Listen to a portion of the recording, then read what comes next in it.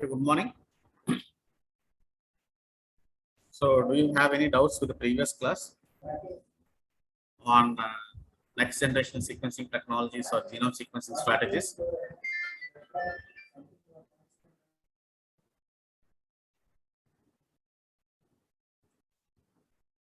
Yes or no?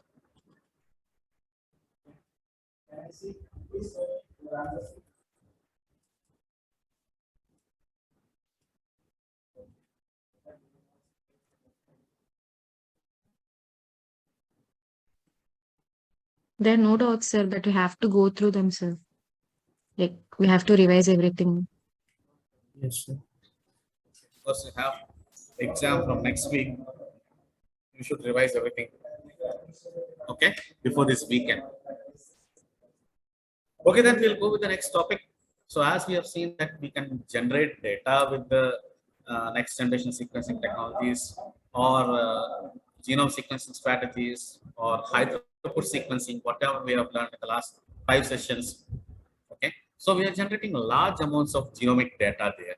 And once we get the sequences just like that, again, we should get the genome in assembly form, because if you don't have an assembly form, arranged it in a form, then we will have a problem. So arranging all that sequence data, which you have previously learned how to sequence them using genome sequencing strategies and next generation sequencing technology or high throughput genome sequencing, we have to learn which is known as assembly. And that assembly we are learning here is genome assembly. Okay, so genome assembly is a topic for today. So as usual, the contents introduction, object of the session lecture, steps in genome assembly, and summary. Okay. So previously, what we have learned is DNA sequencing. We have seen DNA sequencing reactions, and we generate short sequence reads either for shotgun genome sequencing strategy or hierarchical genome sequencing strategy, or sometimes we use next generation sequencing technologies to generate raw sequences. Okay, all that information we'll get, but we have to join that information and those raw sequences and make them into large fragments, okay, which is equivalent to map of the genome. So we have a low resolution of the genome and we are making a high resolution genome map. Okay, we have a high resolution genome map. So what is that? So genome map is actually the genome mapping or genome assembly here is actually somewhat like a jigsaw puzzle. So we have reads which are generated from that genome sequence strategies or next generation sequencing strategies or next generation sequencing technologies. So or from high throughput sequencing. So we have raw sequences which are generated, and these raw sequences here are known as reads. And these reads need to be assembled into the genome. Okay, and this completely is known as genome assembly. And assembling this whole thing is just like a jigsaw puzzle. Okay, assembling this whole thing of raw sequences, whatever we have obtained in the previous using previous technologies into the genome assembly is just like a jigsaw puzzle. And this actually requires a computationally it's a computation very intensive process where we require a high computational and system, okay, so that we can integrate raw sequences into the genome. And to complete the whole genome level data assembly, uh, we have to use several tools and high-end computers to do it. Okay. So the object of the today's session is to discuss in detail about genome assembly. Discuss in detail about genome assembly. No problem. Okay.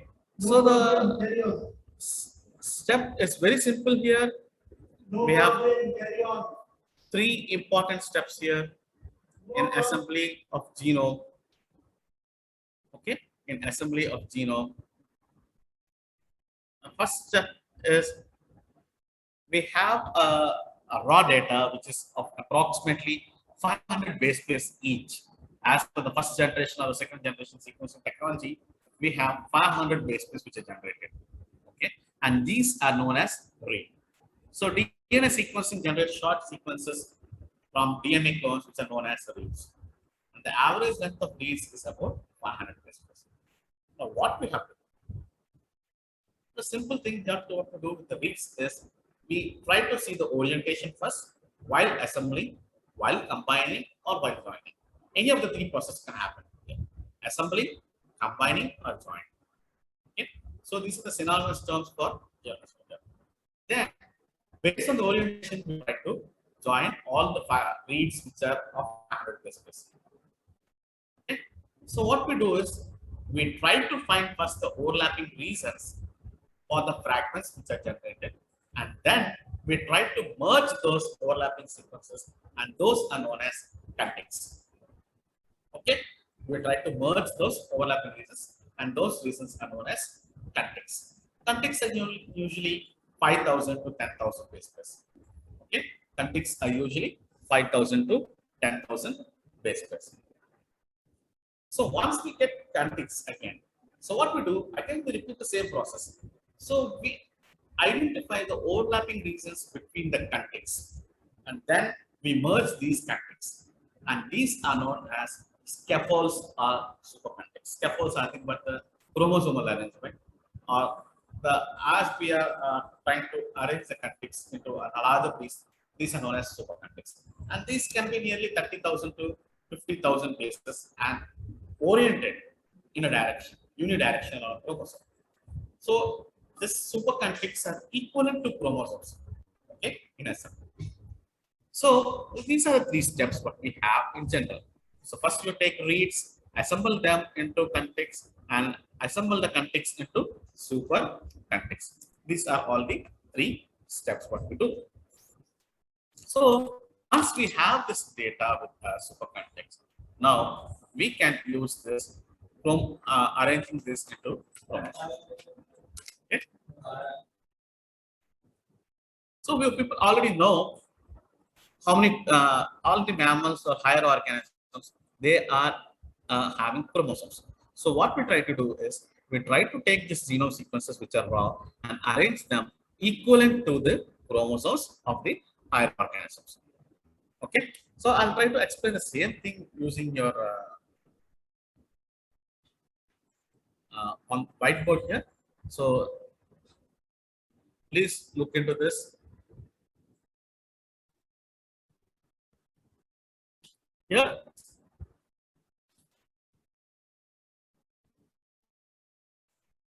so this is assume this is your read. Okay, we have two reads. Assume that. So what we do in the next step is the overlapping ends of the two reads are identified. Okay, this is the overlapping reads. Okay, so in the pool of the reads we have taken two and we have identified the overlapping. After identifying the overlapping regions, we try to merge. But how do we merge? So in this whatever area what we're trying to find the overlapping, there is actually a sequence which is overlapping, and thus it can be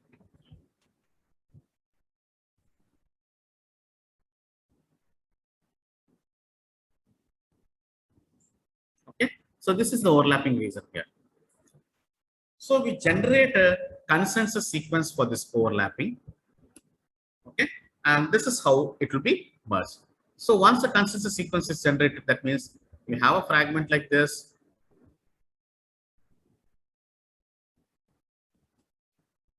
So we have a fragment like this. Then a consensus sequence is this. A, B, and this is joint. Okay, and this is your merger, and this is known as contig. Okay, the same procedure is repeated. So assume here, instead of read, this is your contig now. Okay, so we got a contact, and now what we'll do is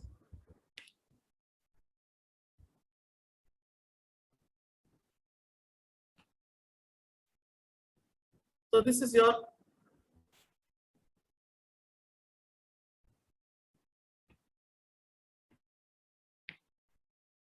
contact now. So this is your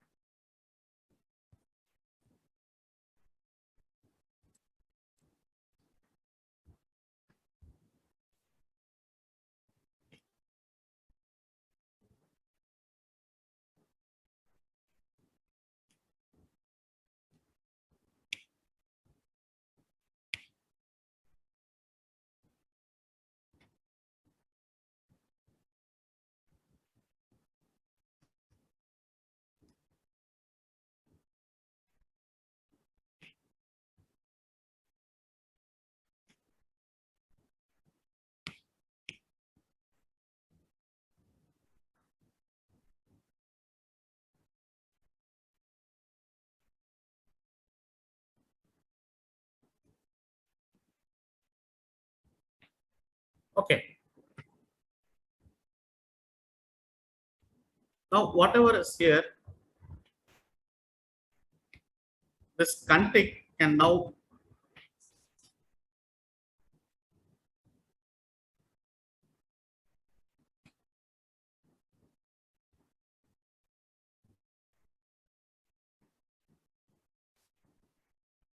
just 1 minute.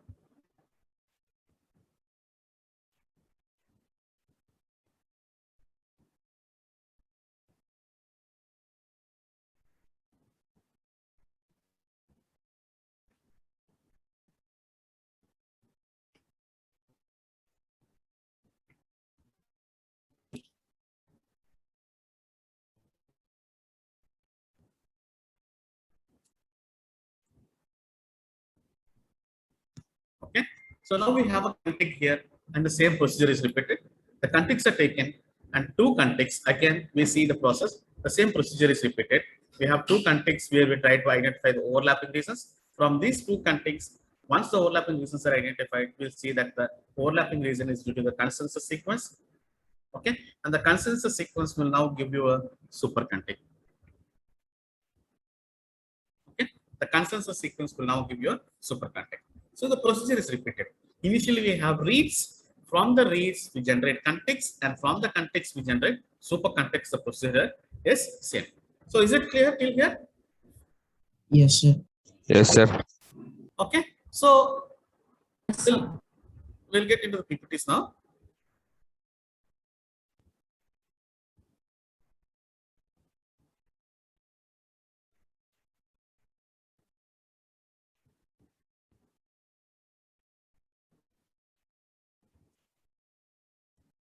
So till here I explained you. So the DNA sequences are taken, and they are orientation is checked, and the overlaps are identified, and they are merged into context. Again, the overlapping contexts are identified, and they are merged into super context. So this is what I have shown you there pictorially now till now. Okay. So once the overlapping scaffolds or super contexts are identified, and then they are connected to create the final highest resolution map of the genome. Okay. So because sequence fragments generated can be either of the DNA strands, arrows are used to represent the direction of the sequence written at 5' to 3 or 3' to 5. So the final thing is we have to give the orientation. Generally, we the initial first and second generation technologies of genome sequencing, they gave only the 5' to 3' orientation, the template read, and we have to generate the complement read using bioinformatics approach. Okay, so these are the steps. What are the preliminary? So first thing is take the rates. Second one is assemble them into context. Third one is assemble this context into super context, and then connect all these super contexts as scaffolds into a high resolution map, and then finally check out the orientation. So these are the simple steps in genome assembly. So we'll see how this genome assembly is done in detail now. Okay, so you can see here, these are the raw sequence reads. So these raw sequence reads, you can see here, there are directions in both. So some you can see in 3' to 5', and some you can see from 5' to 3'. Okay, and they are assembled into context. And these contexts are actually again are assembled into scaffolds or super contexts. Okay, so this is the schematic diagram showing the 3 different levels of sequence assembly. Okay. Yes, sir. Sir. Okay. Yes, sir. With these steps, now what we have is there are major challenges if we want to do these steps. So the first challenge is identification of the overlapping reasons while assembling the sequence reads or contexts. Okay, and that is a biggest problem that we have. And this is also computationally extensive program, because if it's a small bacterial sequence, it's okay, fine. But imagine human genome sequence being assembled like this from 500 base pairs reads to 3.2 billion base pairs. So it has to reduce a number, okay, to 30,000 reads, at least 30,000. Then only it can be reduced.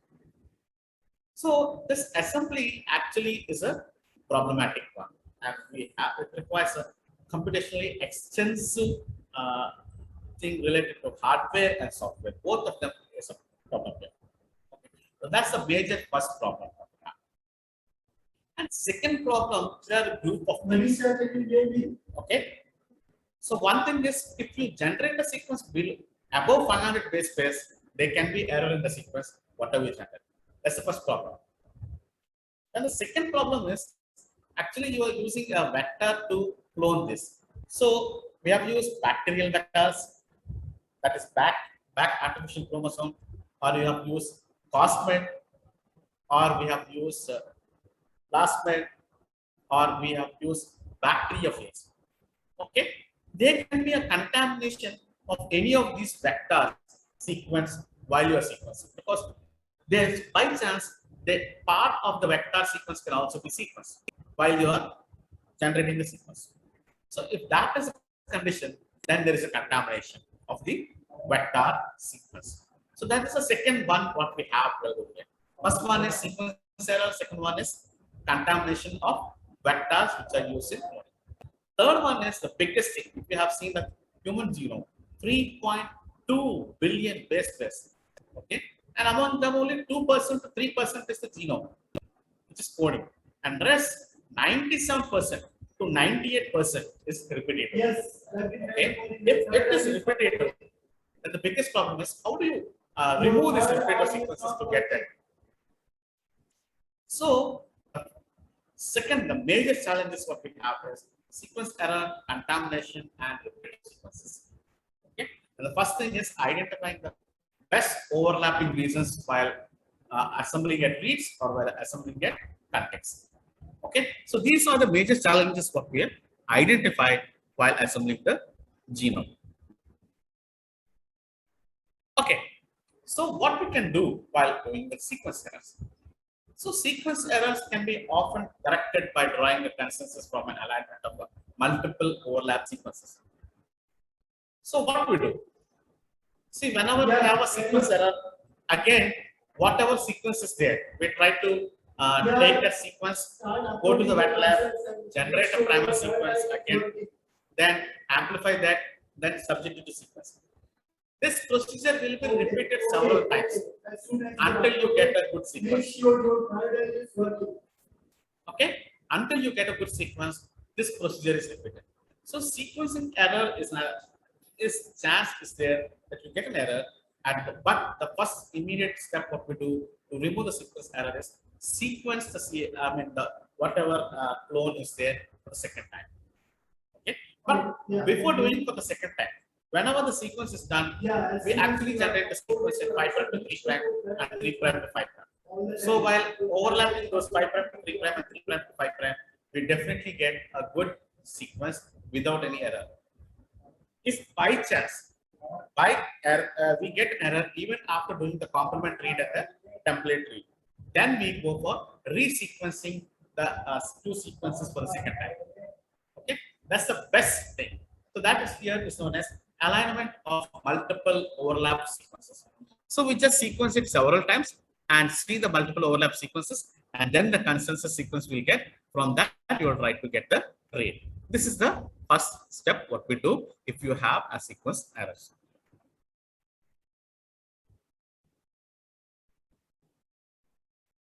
Okay, so what is that?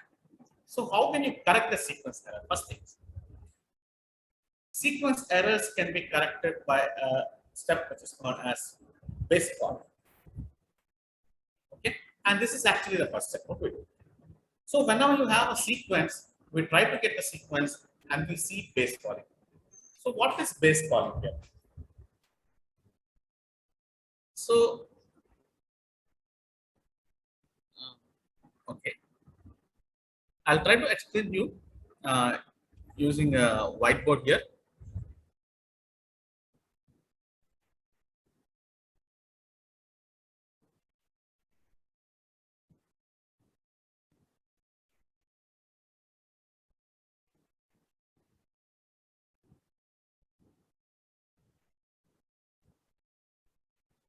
Okay, so I've explained you already. We have chromatograms which are drawn from Sanger sequence.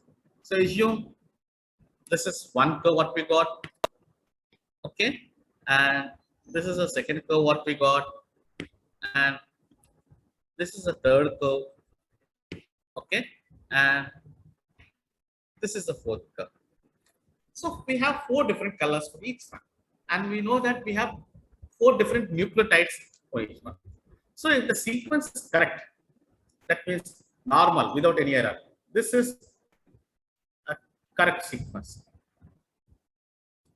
Okay, so the purple color will represent for A, the orange one will represent your T, the green one will represent your G, and your black one will represent your C. If this is your sequence what you have, this is the correct version. Okay, your chromatogram will look like this. But if there is an error in the sequence, how it will look? So the sequence, it will look like this. Okay.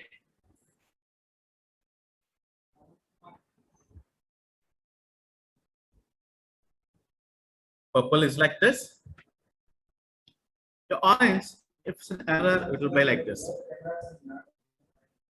Okay. Your green will be like this. And the last one is black. Okay. And purple will look like this. So you can see here, if you can see here in the image, when there is an error,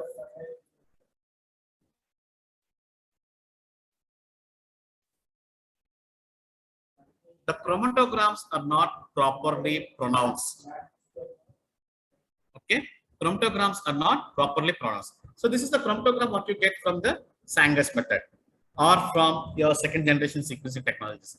This is the chromatogram, colored image of the different nucleotides. So you can see here each nucleotide is different, but you can see the second image. Your orange peak is very low, and even your purple one is very low.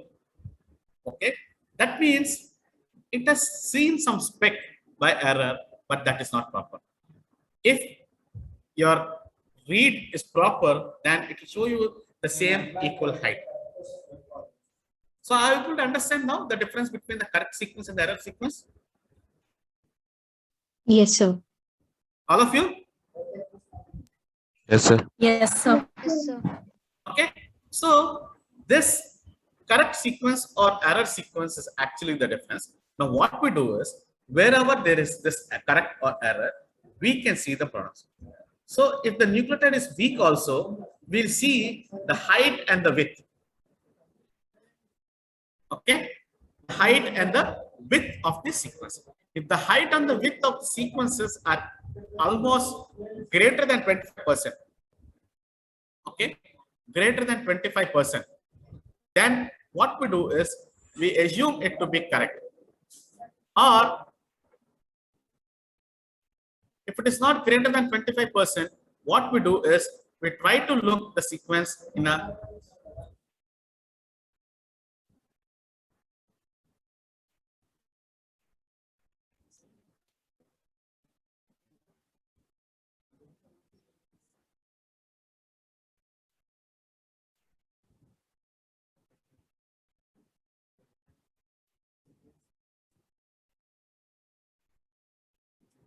so whenever there is an error like this, so what we have to do is we have to look at the test. Okay. So the first step is based on the peak, whatever I showed you previously, derive the base there, and that is known as base calling. Okay. And assign a quality score to that. So above 25, we can say that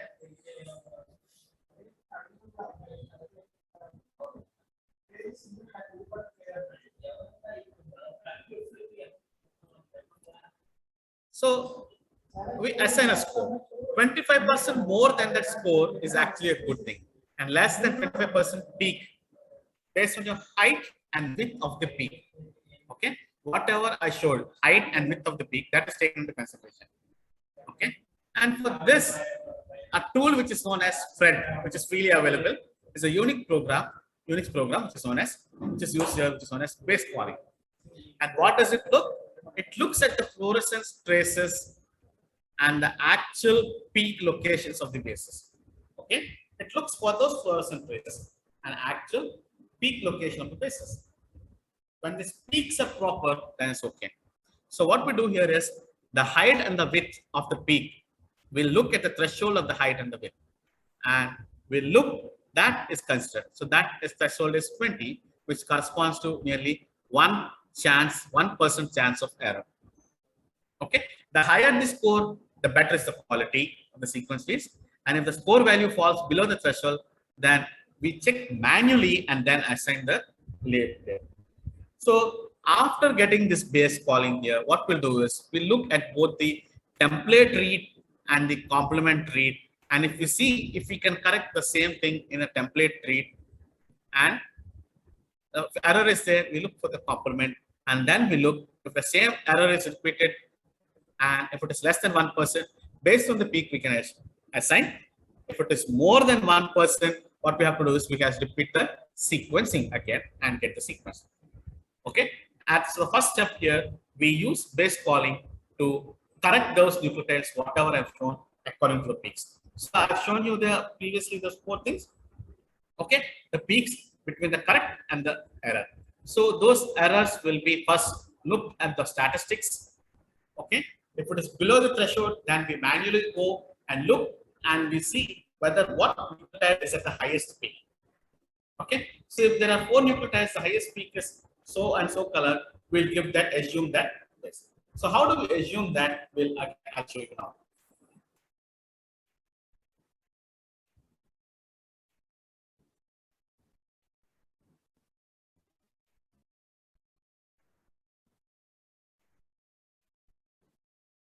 Okay, so if it is 1 nucleotide here, so see here.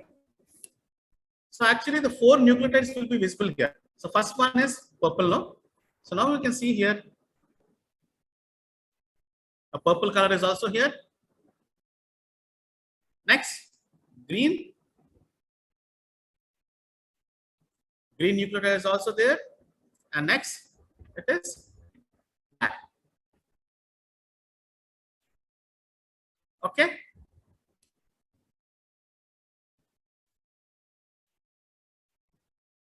Okay. So which one is highest there according to the image when there are 4 traces?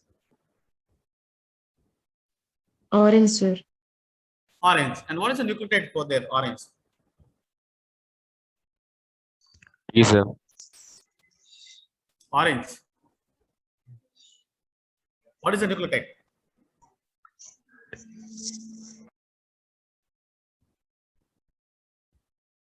Look at the previous one. Above, correct version. T, sir. T. T. Okay. So this is how we try to correct manually. When the system fails. Okay. When the software fails to give you and it shows you an error, we have to go and check like this. So if the correct image will be like this actually. So you can see here it's peaks.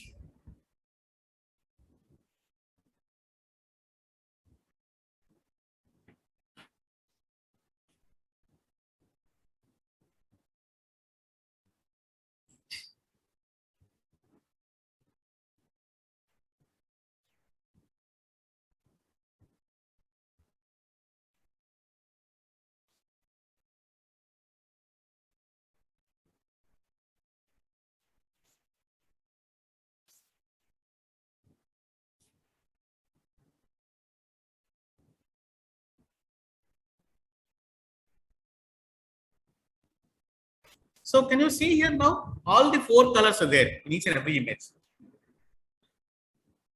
Isn't it? Yes, sir. Okay. So all the 4 colors will be there in each and every image because the trace will be running continuously. But whichever nucleotide, the peak is prominent here. The peak is prominent. So you can see here the first one, the peak is with purple and that represents A. And second one, the peak is for orange color that represents T. And the third one, the peak is green color which represents G. And the fourth one, the peak is black color which represents C.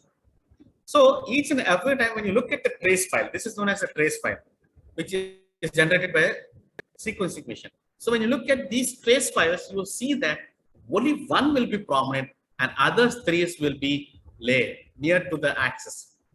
Okay. So whatever which is peak will take into consideration and software will try to see this. But whenever there is a problem like this, the peak is near to the other 3 also, then we have to look manually and correct it. Okay. So are you able to understand now how the software is actually differentiating? And if there is a problem with the software, how we should manually correct them? Yes, sir. Is it clear to all of you? Yes, sir. Yes or no? Yes, sir. Yeah. Okay. So this is how base calling is completed. This is known as base calling, both using software upfront and manually. So once these sequences are ready, then we have a second step to check for the challenges. Okay. So how do we check? We'll see after 4 minutes. We'll come back at 10:45 again.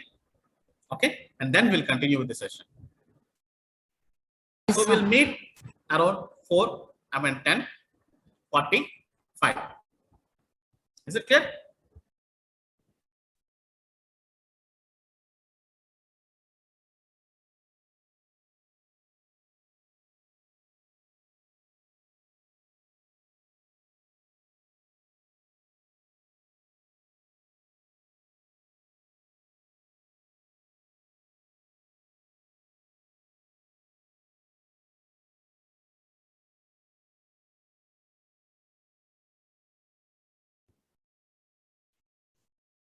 Okay. Welcome back to session now. We'll continue with the previous one. So previously we have seen how we can correct the sequences when there is an error in the base. Okay. And now we'll see the second major challenge what we have, how we can remove the contamination of the vectors. Okay. How we can remove the contamination of the vectors. Actually, there are many programs which are available, applications which are available at this moment, which are showing the which can identify the contamination with bacterial vectors or any other vectors. It's not only bacterial vectors. Okay, it can identify any other vectors. So you can identify the bacterial chromosome, you can identify the plasmid, you can identify the plasmid, you can identify your phage, any of these sequences, or you can identify the artificial chromosomes. Okay, any of these parts which are contaminated in your sequence, they can be identified using a tool which is known as Vector Screen. Okay, Vector Screen is actually a web-based program that helps us in detecting the contaminated vector sequences. Okay, so the web link for this is this. I've been new here. So it works on simple blast. So tool similarity, sequence similarity. So you give that sequence, it identifies whatever sequence which is similar to vectors which are present in the database, and then it gives you that this is the sequence where it is contaminated. So once we know where it is contaminated, we just trim it off, just cut the sequence and join the other part, and then we'll get the sequence. And this is how you will remove contamination of vectors in the sequences, whatever you have generated. Okay, so the first step is check for the base calling. Second step is just checking for your contamination. Okay, and the third step is something but identifying the repeat sequences. Okay, so the third major problem of the set is repeat sequences. These repeat sequences are actually having a problem. Okay, repetitive elements, whatever repetitive elements we have done, they actually give a problem during assembly. So what we have to do? We have to first mask them. Okay, we have to mask them. Now, how do we mask it? First of all, before masking them, we identify these sequences using repeat masker. So once you identify, then we mask them. And once we mask them, then what happens here is wherever repetitive element is there, it is masked. So whatever sequence which is left with the sequence, that can be easily overlapped and assembled. Okay, so the tool which is available for this is known as repeat masker, and this is available at this. Now, how do you do this repeat mask? Okay. How do you do this repeat mask?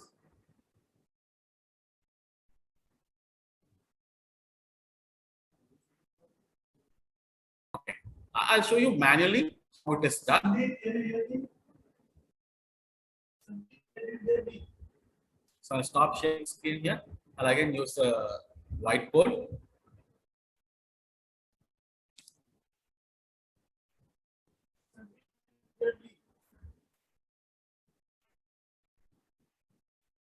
Yeah, your main camera is not working.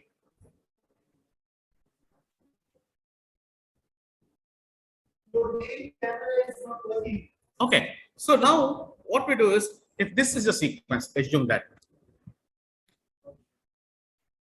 Okay, and in this sequence, there is a repeat region somewhere here.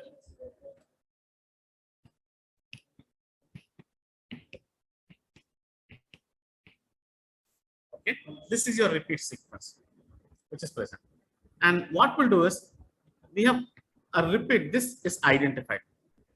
Okay,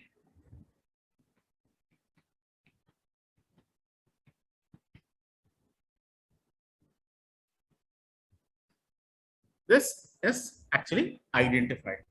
So we have identified this repeat sequence from the repeat database. Now, what is masking? So masking it is just replacing it with n or x. So this is a sequence. Now this A is replaced by x, and second A, third A, fourth A, fifth A, sixth A. And your repeat sequence now is actually masked. Now, wherever this repeat sequence is here, is being replaced by this either x or an. X stands for any character, n stands for any nucleotide. Either x or n are replaced, it's based on you who's doing that. Okay, and we get the sequence. So once it's done, this is just a sequence now. Now with this sequence, what we can do is we can try to go for genome assembly. Okay, this is the first problem which is solved using your repeat masker of repetitive elements. So are you able to understand what is repeat masking now? Yes, sir. Okay, we just mask it. Wherever we have a problem, we just mask it. Okay. So we'll see what are the other problems what we have.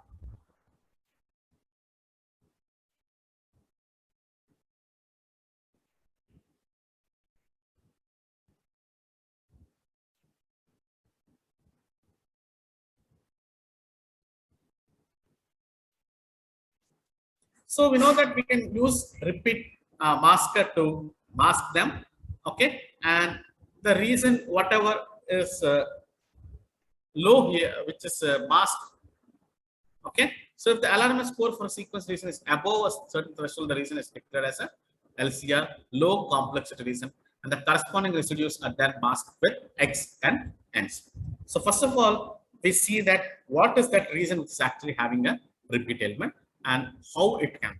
So we actually identify using them initially that this is a repeat reason and it can be a low complexity reason. We declare it and then we replace it. Okay. Now what happens here? So additionally, apart from this masking, we have other problems. What are they? So sequence reads can be applied to avoid misassembly caused by repeat sequences. So what is that? So here you're looking about the repeat sequences only. But what happens if the sequences are in reverse and forward direction? That is forward and reverse constraint whatever we have. Okay. Whenever we have this, it's known as forward and reverse constraint of the repeat elements. So what we should do here?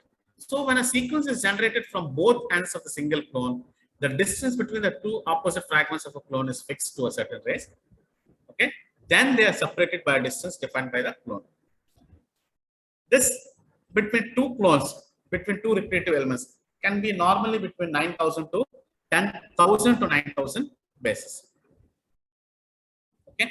So what we do is we apply a constraint, we identify a perfect match for these repetitive elements. Okay. And we remove the misassembly. So, and as an example of assembly with or without applying the forward reverse constraint, this you can see here. Okay. So this is a repeat here. This is a repeat here. And you can see here, repeat in this direction and repeat in this direction. So orientations are different. So what we do here is we actually reverse that. Okay. We actually reverse that. And then you can fix the distance. So once it is reversed and fixed, you can do it. And this is the correct assembly. Okay. A forward and reverse constraint. And here you can see misassembly without. So you can see here, we have repeats here. And these are the, your reads with repeats. Okay. So when you don't rearrange them, correct them, they can be a misassembly. So this is how a misassembly can be generated using a reverse and forward without applying the reverse and forward constraint. So what we should do is we should try to change the orientations of these repeat elements and see whether the distance can be minimized or not. If the distance can be minimized, then your distance error is correct. If the distance cannot be minimized, then there is a problem. Still, we have to redo the sequencing and then I can repeat the procedure. Okay. And the unique feature what we are doing with this reverse and forward constraint while removing the repeated sequences, okay, after masking them is Tiger assembly, which is known as the Institute of Genomic Research Assembler. So they have developed this assembler and this is known as Tiger. Okay, so Tiger assembler is actually a Unix program for assembly of large shotgun fragments, where the inputs are clean reads without consideration of the sequence quality. Okay, so what does it use here is it uses Smith-Waterman algorithm, whatever you have learned in the previous semester in computational biology. Smith-Waterman algorithm. Using the Smith-Waterman algorithm, this TIGR assembly actually removes the forward and reverse constraints for, which can be a problem with this assembly and make the assembly a proper one. Okay, and make the assembly a proper one. So once you have used your base calling algorithm, Fred, okay, or you have used a vector screening tool, or the next one, what you have used a repeat masker, or the next one you have used a TIGR, all of these will remove the constraints which are present or the challenges which are present during assembly. Okay. Once this is available, now you go with read assembly. So whatever I told you, the first one, that is read assembly.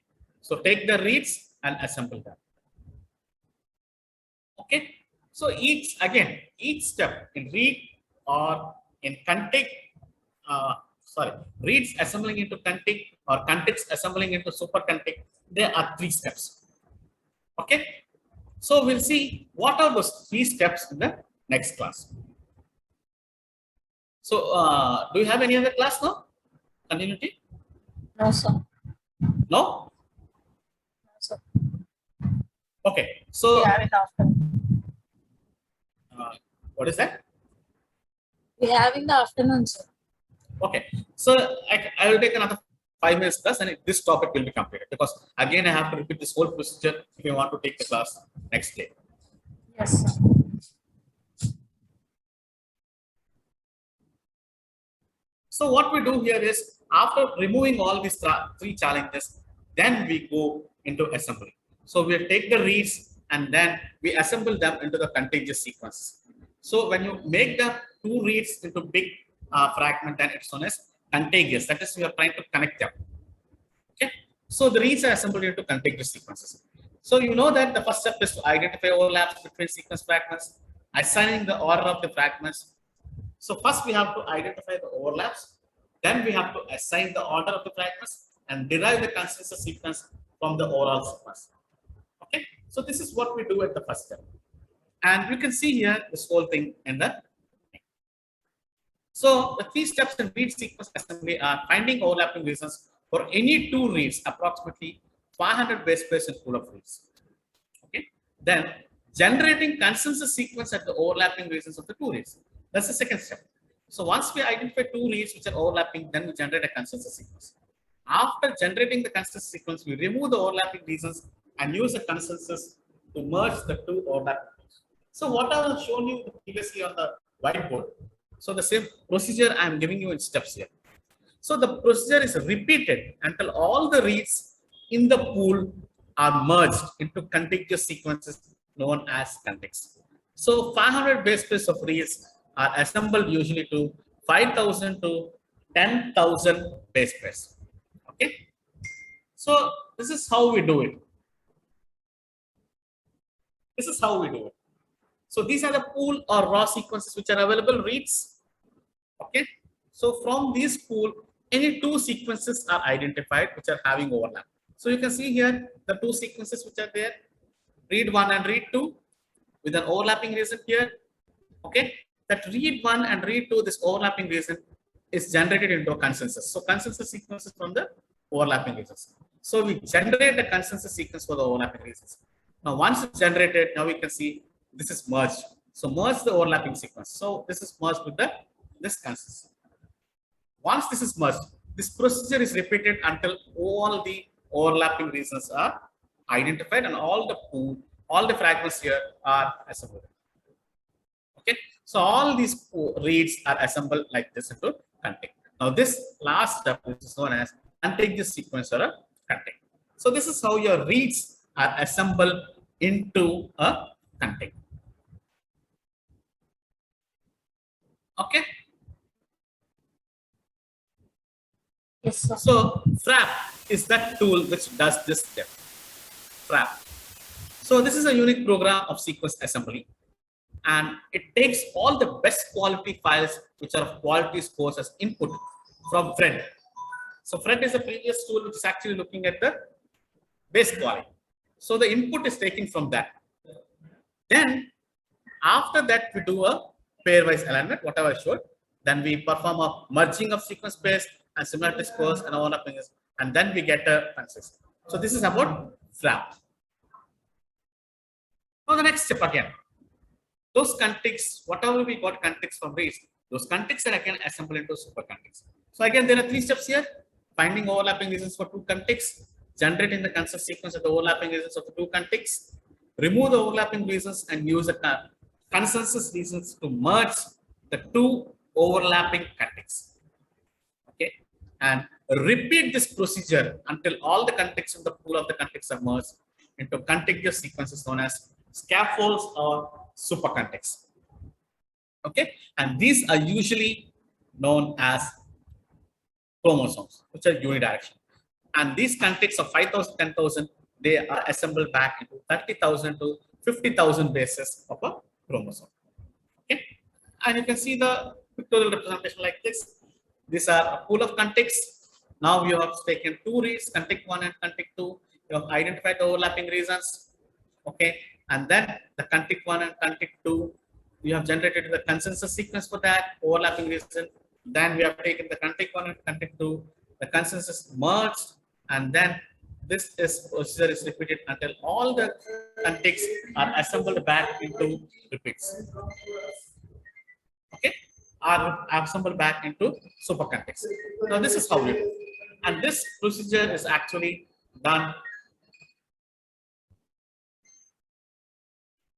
using Concert. So Concert is actually a program for viewing, editing, and finishing. This whole thing is known as Concert is actually a finishing the genome assembly. Okay, so Concert is actually a program for viewing, editing, and finishing the DNA sequence assemblies, originally developed for sequence assemblies created by FRAP. So we have seen first one is FRED for base calling, FRAP for contig assembly, and Concert is for genome assembly. Okay, and the process of finishing in principle can be divided into 3 stages. Okay, so first one is viewing the assembly data, then deciding the additional data for editing which is necessary, obtaining the additional data, correcting the errors, and then generating the consensus sequence. So Concert is available at this. Okay, and we have the other tools which are available for genome assembly and nothing but Araken, Euler. Okay, so Araken is actually a free Unix program which is used for assembly of the whole genome shortcut reactions. Okay, it follows a heuristic approach. That is a simple genome, simple alignment which is based on FASTA. I think you people are aware of 2 different approaches. Heuristic approach is that which looks by chance what are the similar reasons and then assemble them. Okay, by chance it looks what are the 2 reasons which are similar and then assembles. Okay, the previous one what I have seen, they look at each and every combinations and then assemble them. Okay, so that's the meaning of heuristic. So once by heuristic approach, it tries to identify the overlapping fragments, evaluates the assignments, gives a statistical course, correct the sequences, and then use the forward end. So whatever we thought, okay, we're using 4 different FRED, then vector screening, then reverse the forward construct by Tiger, and then another tool I said. 4 different tools are set for getting them. All of them are performed singly by Araken, and it finally gives you the finished genome. Okay, and input is taken and finished. The second one what we have is Euler. Again, it is based on the a similar method is actually used in dynamic programming. I think you people have learned about dynamic programming of genome sequence alignment in computational biology previous semester. Okay, this Euler also follows the same principle of Euler, which is known as a traveling salesman problem. Dynamic programming is actually a traveling salesman problem to find out the shortest path of visiting. Similar principle is followed here, and it tries to give you the best assembly of the genome. Okay, so these are the 2 tools. In short, whatever we have learned is generally steps in genome assembly. So DNA sequencing, here we know that generates short sequences from DNA clones, and which are known as reads. And these reads of variant orientations, maybe in 3' to 5' or 5' are joined to form larger fragments after removing overlaps, and these longer merged sequences known as contigs, and the number of overlapping contigs can be further merged to form scaffolds of supercontigs. And then we fix the orientation of the chromosome, and then it is known as a unidirectional chromosome. Okay, and here the major challenges, we already know that sequence errors, contamination of vectors, and repetitive reasons. Okay, and we have learned in brief the best available free tools which are used predominantly till date, the best 3 tools for FRED, FRAP, and Concert. And the tools which are used for vector screening is known as vector screen. For masking the repeats is mask repeater, okay, repeat masker. So these are the things what we have learned.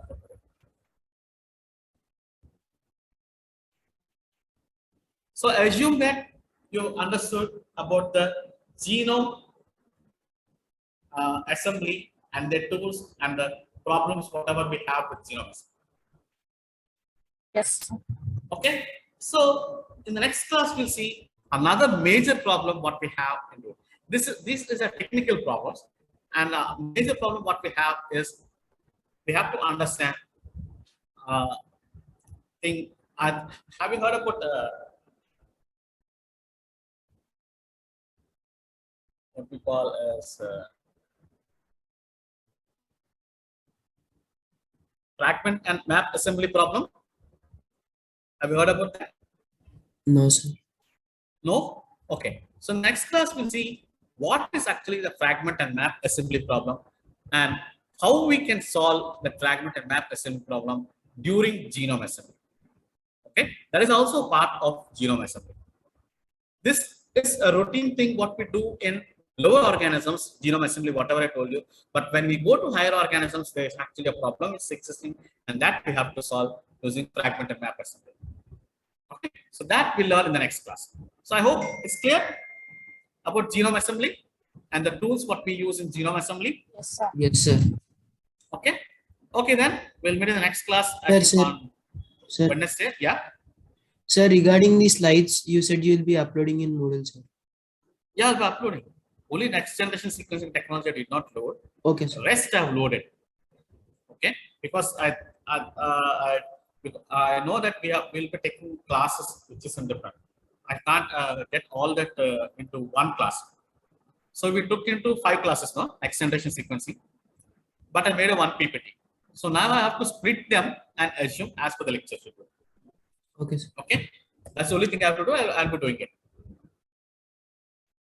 So in the next class we'll meet again, and we'll continue with the fragment and map assembly problem which exists with the genome assembly. Is it clear now to all? Thank you, sir. Yes, sir. Thank you, sir. Okay then, thank you. Bye and have a nice day. Thank you, sir.